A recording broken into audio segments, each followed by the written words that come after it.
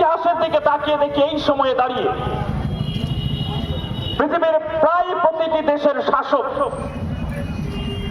তাদের দেশের জনগণকে নতুন করে দেশপ্রেমের সংজ্ঞা তারা শিখিয়ে দিচ্ছে। কিন্তু ভাবতে অবাক লাগে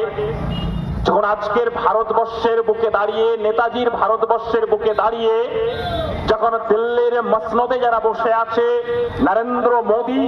এবং তার যে কোম্পানি, তারা নতুন করে ভারতবর্ষের মানুষকে দেশপ্রেম শেখাচ্ছে,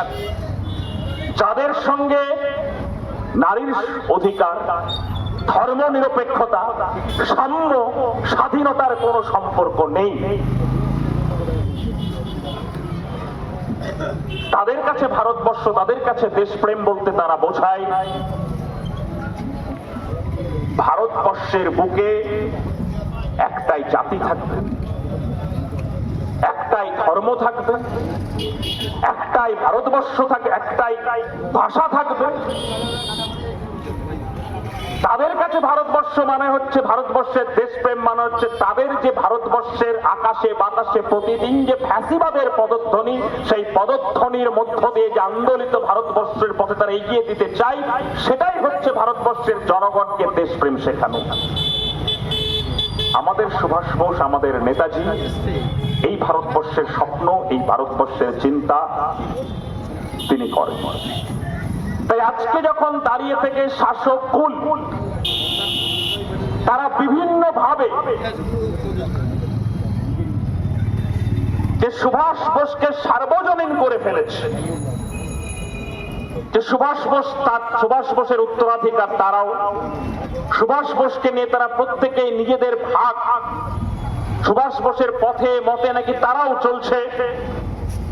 এভাবে যারা নিজেদের অধিকারকে প্রতিষ্ঠিত করতে চাইছে, তারা শত যজন সুভাষ বোসের চিন্তা চেতনা থেকে দূরে। এখানেই দাঁড়িয়ে আমরা বলবো, এখানকার সুধী নাগরিক বিন্দুদের কাছে, তাদের চিন্তা এবং চেতনাগ্রস্ত বিবেকের কাছে আমাদের আবেদন যে সুভাষ বোস যে ভারতবর্ষের স্বপ্ন দেখতেন, সেই ভারতবর্ষের বুকে কখনো ভারতবর্ষের একটা রাজ্যের মানুষ শুধুমাত্র বাংলা ভাষায় কথা বলে বলে অন্য রাজ্যে গিয়ে তাকে লাঞ্ছিত অপমানিত হবে, এই ভারতবর্ষের স্বপ্ন সুভাষ বোস দেখেনি। ভারতবর্ষের কোন এক প্রান্তের কোন একটা বিশেষ ধর্মের প্রতি আস্থাবান কোন মানুষ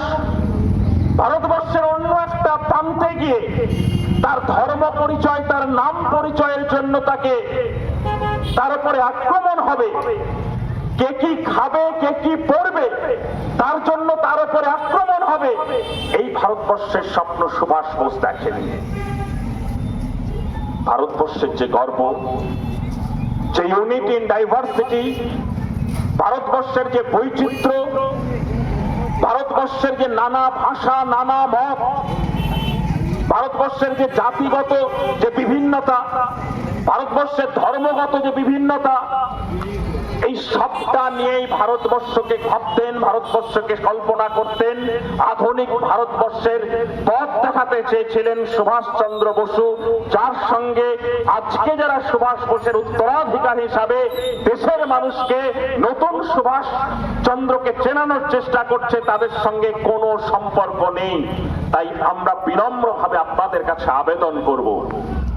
প্রতি বছর ক্যালেন্ডারের পাতায় 23শে জানুয়ারি দিনটা আসে, সুভাষচন্দ্র বোসের প্রতিকৃতির সামনে দাঁড়িয়ে যে সুভাষ বোস লহ প্রণাম বা জয় হিন্দ বা নেতাজি অমর রহে, এই শব্দগুলোর মধ্য দিয়ে নেতাজিকে যদি আমরা স্মরণ করার সীমাবদ্ধতা রাখি, তাহলে সুভাষ বোস আমাদের চিন্তায়, আমাদের চেতনায়, আমাদের মননে সুভাষ বোসের স্বপ্নকে, আমরা সুভাষ বোসের ভাবনাকে, সুভাষ বোসের ভারতবর্ষ সম্পর্কে যে বোঝাপড়া, সেই বোঝাপড়াকে আমরা এগিয়ে নিয়ে যেতে পারবো না। তাই প্রত্যেকের কাছে আবেদন করব, আজকে আমাদের এই সুভাষ বোসের বর্ষের জন্মদিন, আমাদের নেতাজির জন্মদিনে আমাদের শপথ হোক যে ধর্ম নিরপেক্ষতা, নারীর সমান অধিকার, স্বাধীনতা এবং সাম্যের ভারতবর্ষ গড়ে তুলতে আপসহীন আন্দোলনের ধারাকে এগিয়ে নিয়ে যেতে সুভাষ চন্দ্রের আত্মবাক্যকে পাথেয় করেই আমাদের পথ চলা হোক।